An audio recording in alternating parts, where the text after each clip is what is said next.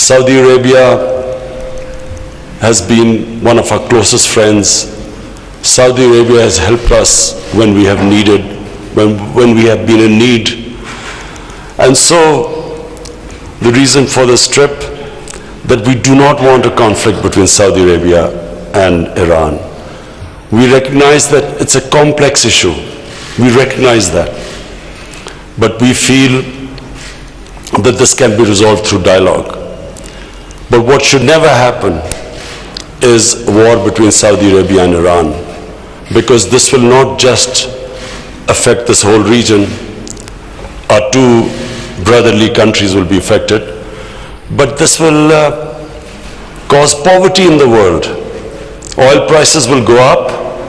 Countries which should be spending money on their human beings will end up spending money on buying expensive oil.